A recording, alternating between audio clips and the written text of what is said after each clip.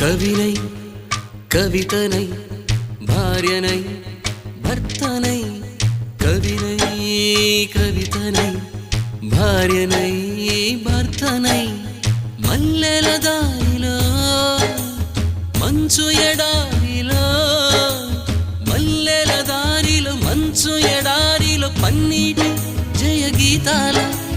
కన్నీటి జలపాతాల నాతో నేను అనుగమిస్తూ నాతో నేనే రమిస్తూ ఒంటరినై అనవరతం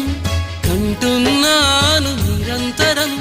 కలల్ని కథల్ని మాటల్ని పాటల్ని రంగుల్ని రంగవల్లుల్ని కావ్య కన్యల్ని ఆడపిల్లల్ని జగమంత కుటుంబం నాది